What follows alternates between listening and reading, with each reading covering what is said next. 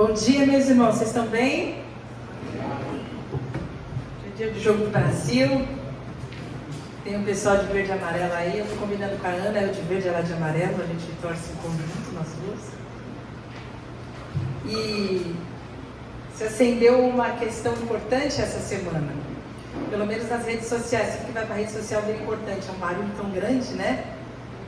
Porque o Jogo do Brasil é na hora do culto de muitas igrejas.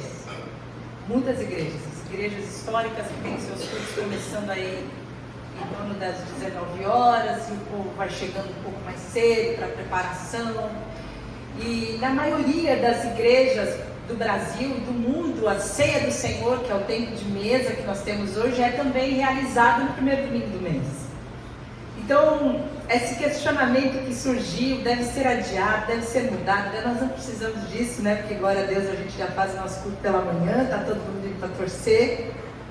Mas trouxe uma discussão importante, não pela liturgia em si, não pelo horário do culto em si, mas pelo que hoje nós, a Igreja de Jesus, entendemos sobre a ceia do Senhor. A importância, a relevância, e como que existem coisas que nós deixamos, infelizmente, se perder. Como a nossa humanidade, ela tende a ser mais pronta para o profano do que entregue e devota para o sagrado. Como a gente permite que a continuidade, a constância de determinados atos percam esse sagrado, essa sacralidade. E uma das coisas que nós realizamos, apesar de ser sistemático, que a ceia do Senhor é uma das coisas que mais guarda esse sagrado e essa sacralidade e essa intencionalidade de um encontro com Deus, com o seu povo, com um propósito. E quando nós falamos de ceia, nós estamos falando de adoração. Eu queria que você viesse comigo nesse pensamento hoje, porque nós temos falado muitas vezes aqui, vocês têm ouvido, nós fizemos estudos específicos sobre isso, que nós somos criados para sermos para a glória de Deus. O propósito da nossa vida, você vai encontrar isso em inúmeros textos, mas há um propósito de nós sermos aqueles que glorificam o nome de Jesus, que tornam o nome de Jesus conhecido, que engrandecem o nome de Deus, que elevam a reputação de Deus nesse mundo. Isso é glorificar a Deus. É você aumentar a reputação de Deus onde você está, de forma que quando as pessoas olhem você, elas possam glorificar, elevar a grandeza e os atributos de Deus. E nós fomos chamados para a adoração. O convite de Deus para nós é que nós sejamos adoradores. Quando nós entendemos isso, que o dever supremo do cristão é adorar, nós entendemos também que nós vemos a adoração em todo o tempo nas Escrituras. Eu não sei se você já teve a oportunidade de ler os primeiros capítulos do Apocalipse. Você chega lá e você começa a ver descrito uma cena de um culto, de uma adoração, de prostração, onde os anjos adoram, onde os anciãos se prostram, onde as criaturas elevam o nome do Senhor e falam: Santo, Santo, Santo é o Senhor dos Exércitos. Falam da majestade, falam da glória, falam do poder. Quem é digno de abrir o livro? E começam a falar quem é o digno, é Jesus o digno. Então na terra deve ser reconhecido e adorado e glorificado o nome de Jesus, assim como é glorificado e adorado o nome de Jesus nos céus. Essa é a nossa responsabilidade. Que a vontade de Deus seja feita aqui na terra, a vontade de Deus, nós somos seus adoradores, seja feita aqui na terra, assim como ela é feita no céu. Então há um propósito de Deus, de nós sermos adoradores, isso é também um grande privilégio. Você vai ver em João 4 que Deus procura adoradores. Deus procura gente que esteja dedicada em adorar, em reconhecer os seus atributos, a sua glória. A gente precisa entender o que é adoração. Porque muitas vezes a gente confunde a adoração com a música. Adoração é música. Adoração é música também. Mas a adoração é você reconhecer os atributos de Deus.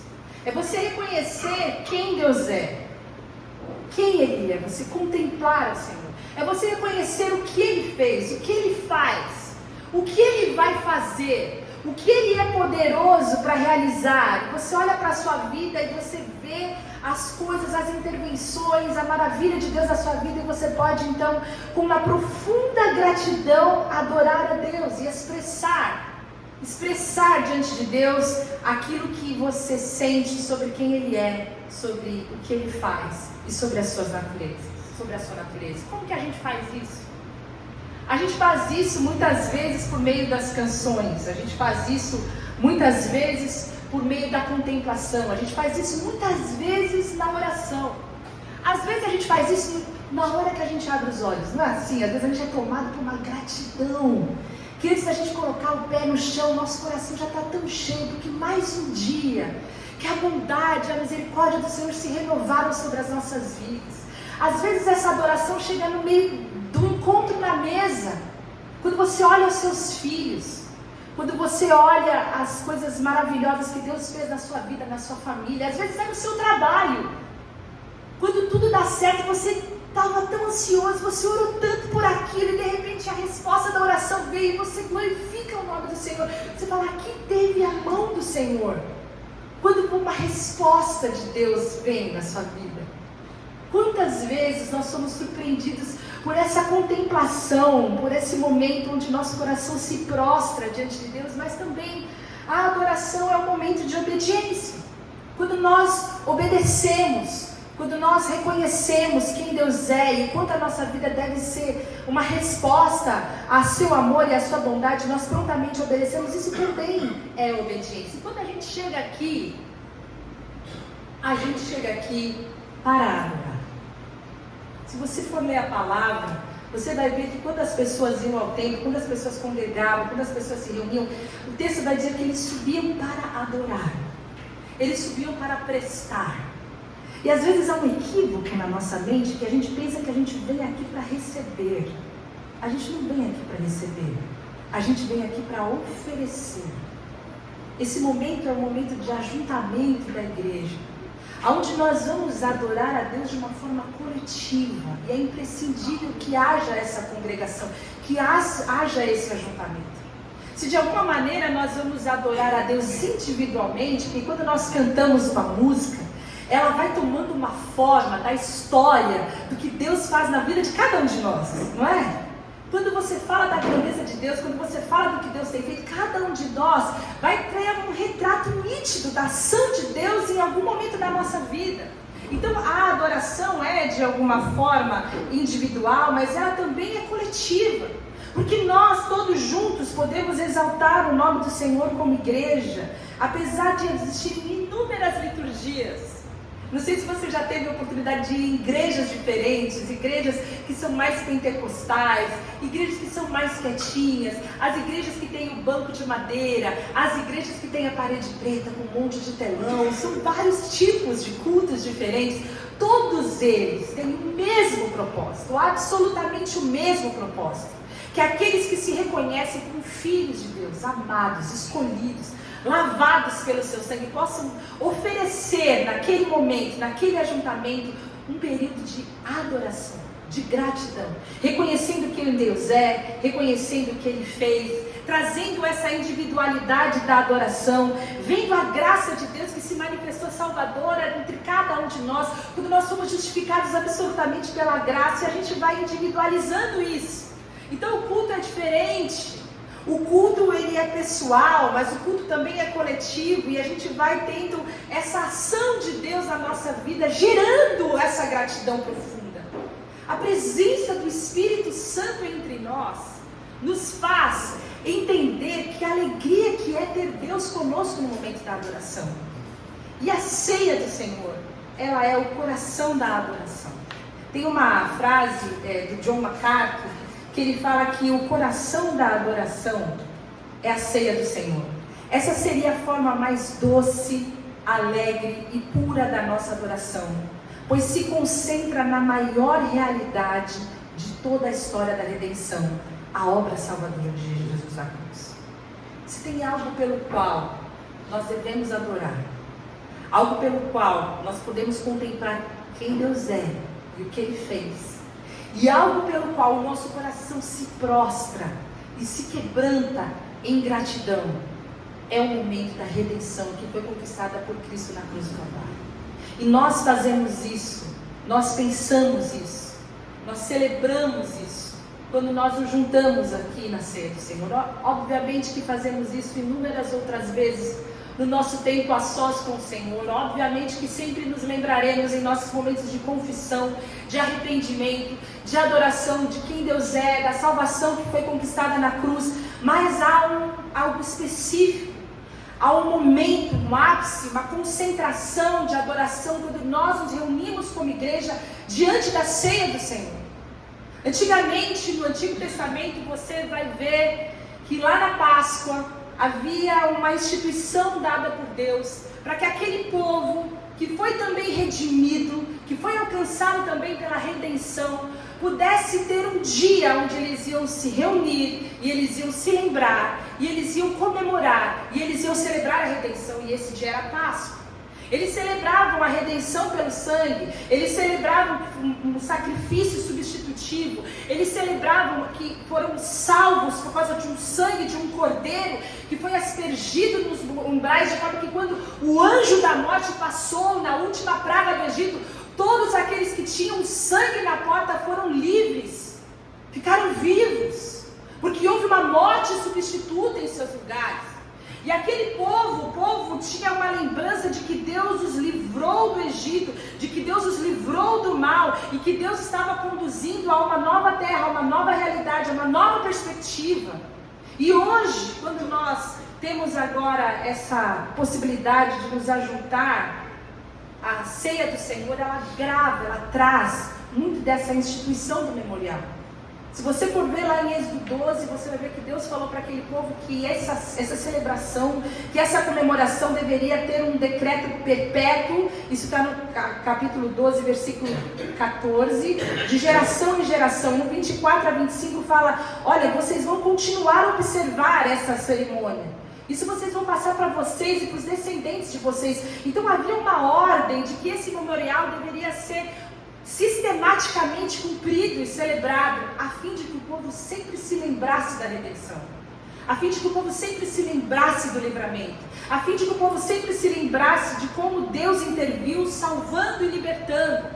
E agora a gente está de novo no momento da ceia, e a ceia, a ressignificação da Páscoa.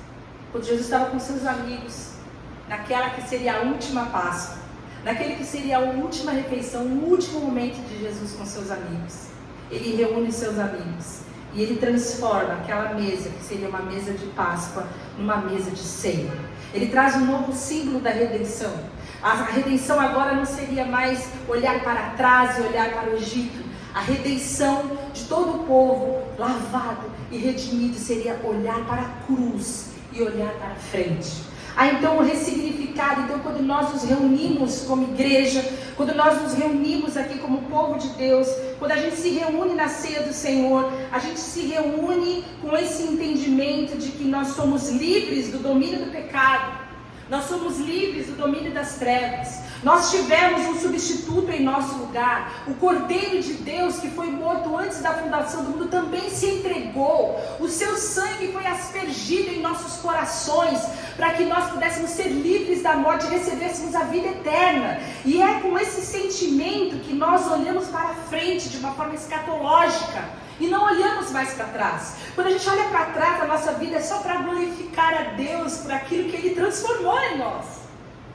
Essa então se torna uma nova instituição de Deus, uma nova ordenança de Deus para a sua igreja. E nós temos um texto que a gente lê toda a ceia do Senhor, que está lá em 1 Coríntios 11. Se vocês procurarem, estudarem, saber, o livro de Coríntios foi um dos primeiros a serem escritos. Foi escrito 10 a 40 anos antes dos evangelhos. Então, muito provavelmente, essa instituição da ceia, essa determinação, a forma como preparar, o que fazer, foi o que trouxe para a igreja primitiva as primeiras revelações do que seria a ceia do Senhor. Quando Paulo fala, olha, eu recebi do Senhor, e eu vou contar para vocês que na noite em que ele foi traído, a igreja de Jesus estava recebendo isso pela primeira vez. Antes até dos evangelhos contarem, eles que estavam lá, Deus, através de Jesus Cristo, no encontro que Paulo teve com Jesus, trouxe a ele a revelação desse dia, do dia em que ele foi traído, e nos lembrar do sangue que foi vertido. Eu quero falar um minuto com você sobre isso, porque a concepção daquela época, quando a gente falava, olha, o corpo foi dado, queria dizer que o homem inteiro foi entregue. Isso mais do que o momento da crucificação, Jesus está falando da encarnação, do momento em que ele deixou a sua glória, de que ele veio ao mundo e de que ele veio para sofrer. Você vai ler todos os evangelhos e você vai ver que ele veio para morrer. A morte da cruz estava programada nos céus. A morte de Cristo, a entrega de Cristo foi para que nós pudéssemos ter a vida.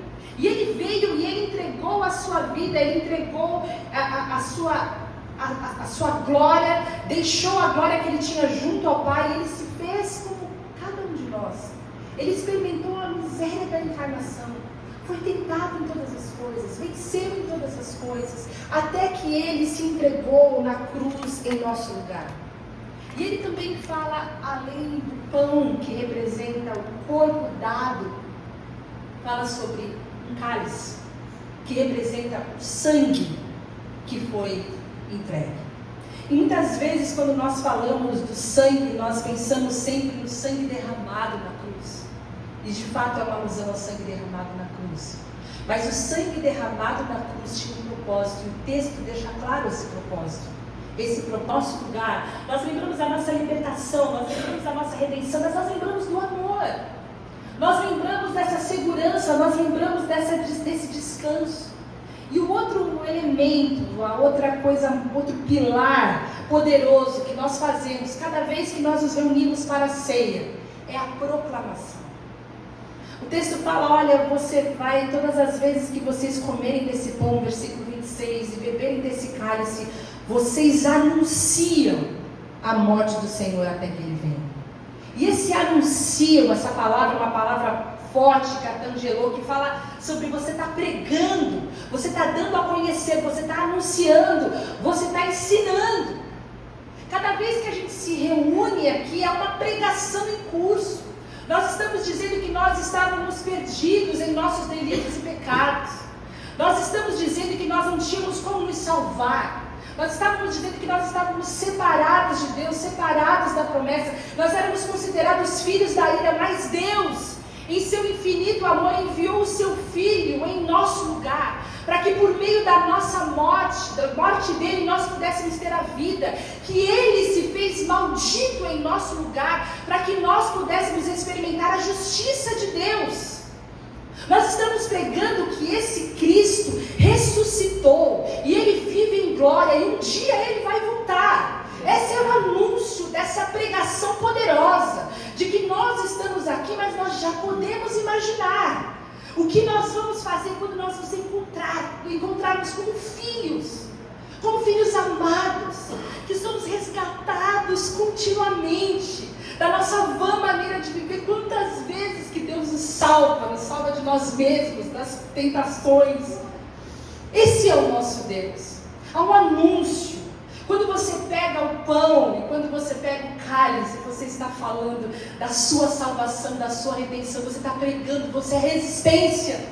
No mundo que prega que Deus não existe, nós somos resistência. Nós estamos aqui para celebrar e continuamente até que Ele venha. Essa é a grande pregação, nós vamos fazer isso até que Ele venha. Isso é escatológico, a nossa esperança não está aqui. A nossa esperança não está nesse mundo, a nossa esperança não está na política, a nossa esperança não está em homem nenhum, a nossa esperança não está na previdência, não está no nosso dia guardado, a nossa esperança está no Senhor. Um dia Ele vai voltar, um dia Ele vai nos resgatar. Nós estamos aqui de passagem. Nós somos aquelas pessoas que somos cidadãos dos céus. E cada vez que nós participamos, nós estamos dizendo isso para o mundo, nós estamos dizendo isso para o reino espiritual. Eu sou cidadã dos céus. Eu estou aqui só de passagem.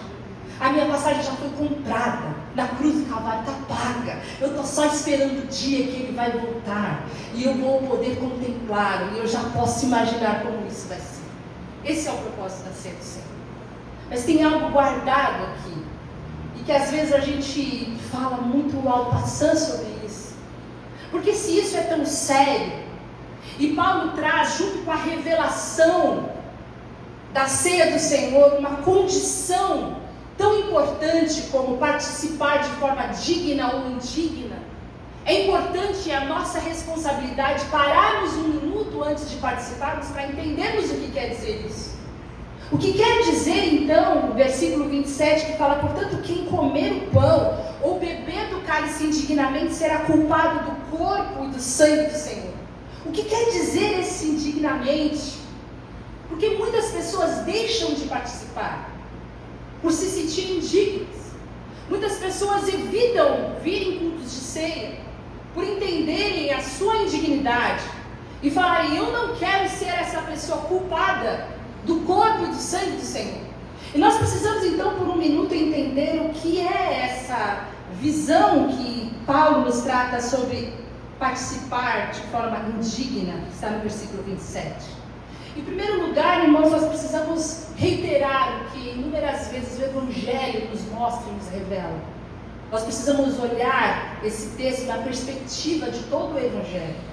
O Evangelho traz para nós uma realidade que é o tropeço da cruz. Nós somos indignos. Nós somos pecadores. Foi por nossa causa. Se depender de mim e de você para acertar, nós não vamos conseguir. Se depender dos nossos atos, se depender dos nossos acertos, se depender do nosso esforço, nós não vamos conseguir. É uma verdade que está gravada no Evangelho, é que nós somos pecadores indignos e que nós precisamos do perdão de Jesus. Então a indignidade aqui não é sobre a nossa condição de pecadores. Nós precisamos entender então sobre o que de fato é. E precisaríamos ter bastante tempo, mas você pode fazer isso na sua casa, para entender o contexto do que Paulo está tratando nessa carta. Ele está tratando de um ajuntamento que acontecia, onde a igreja tinha perdido absolutamente a noção do que era ceia. Tinha uma festa antes, se reuniam os melhores, se reuniam aqueles que tinham mais condição financeira, comiam a picanha, tomavam vinho chileno e depois deixavam todo o pessoalzinho ali para comer a linguiça que estava na promoção. Havia uma divisão, havia uma quebra. E mais do que isso, o pessoal estava enchendo a cara no meio da ceia. Vocês precisam ler o contexto. E Paulo fala: está tudo errado isso aqui. Vocês estão confundindo as coisas. Vocês estão tratando algo sagrado como se fosse profano. Vocês estão desconsiderando a seriedade do que é o ajuntamento para a ceia do Senhor. E essa sim é que é a forma indigna de nós participarmos. De nós olharmos de uma forma superficial para a cruz. De nós olharmos de uma forma corriqueira, sem reconhecer a importância do que é a ceia do Senhor. De nós não termos o valor, de nós não darmos a importância para aquilo que é a ceia do Senhor. E aí o texto fala: você é responsável. Se você está tratando de uma forma banal, se você tem irreverência, se você tem descuido, se você está cheio de egoísmo, se você chega diante da ceia do Senhor com pecados não confessados, se você está vivendo uma vida que você não se importa com a cruz, com o perdão dos pecados de Jesus, você acha que nessa condição, onde você está ridicularizando a cruz, você pode participar, você vai ser responsável por isso. E eu tentei de alguma maneira fazer uma alusão, pensar numa situação onde nós pudéssemos entender isso.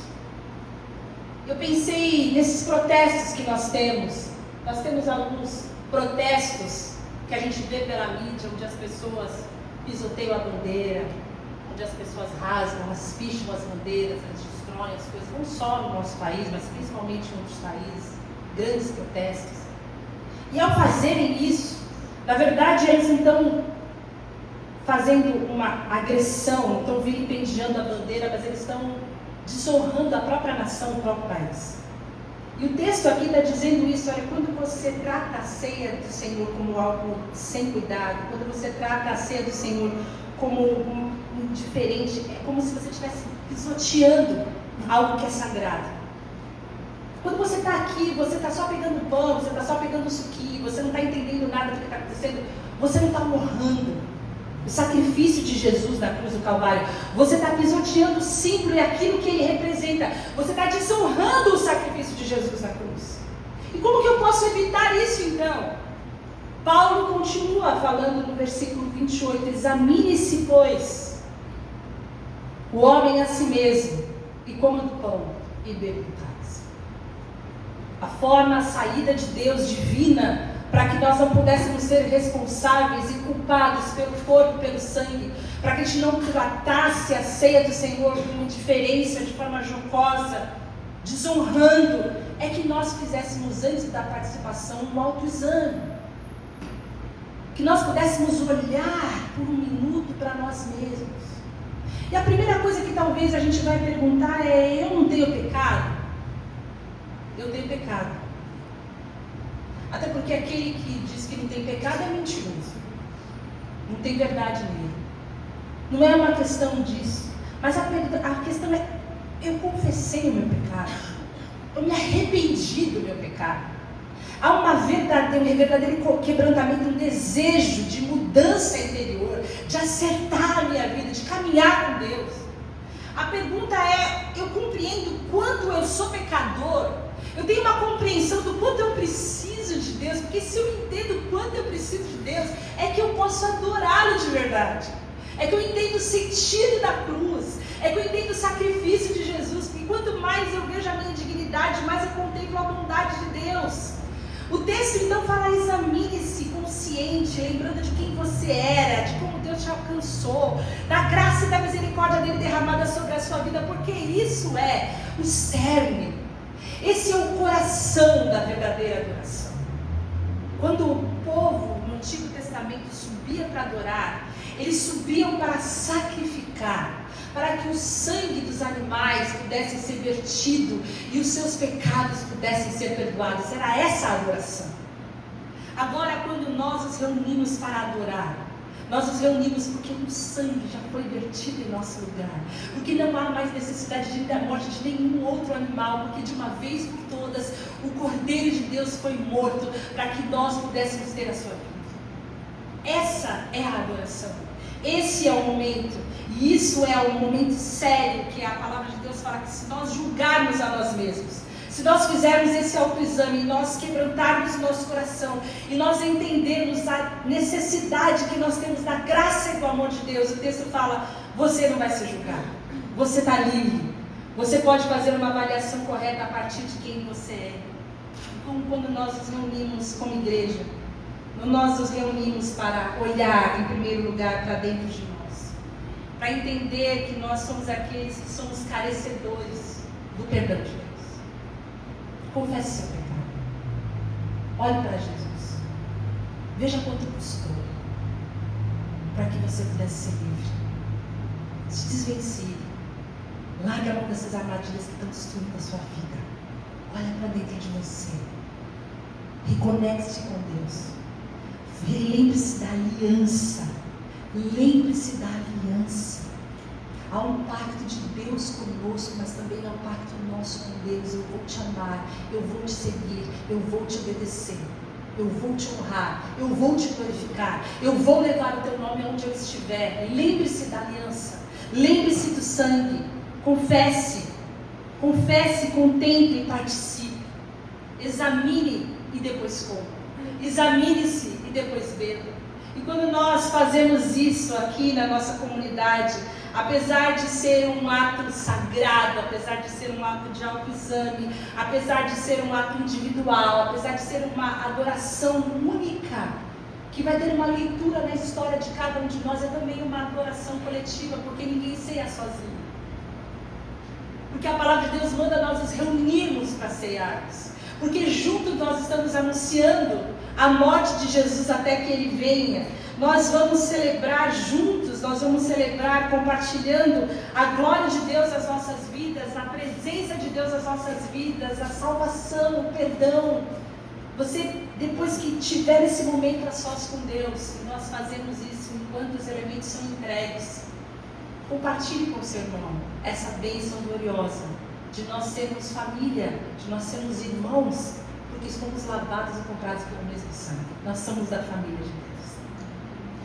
Nós somos criados, nós somos chamados para adorar. E essa presença gloriosa de Deus nas nossas vidas faz com que a gente, nessa ceia, possa gravar na nossa memória que é um momento, é o coração da adoração. Não faça isso de qualquer maneira. Grave isso, guarde isso no seu coração para as próximas ceias também. Para você entender a necessidade que você tem de estar aqui. Não pela liturgia, não pelo legalismo, mas porque a adoração é uma resposta. Porque nós desejamos adorar e nós somos criados para a adoração. Eu queria chamar os irmãos do louvor para estarem aqui quando nós vamos orar e dar a você a oportunidade de você fazer esse autoexame nesse momento. Isso nós não podemos fazer uns pelos outros. O texto fala: examine-se, olhe para dentro de você mesmo, contemple a glória de Deus na sua vida, adore individualmente. Às vezes a gente pula e dá tanta importância para o nosso abraço coletivo, que é tão abençoador, mas a gente perde a conexão de adoração com Deus nesse momento de autoexame, no momento da participação. Faça isso com consciência hoje.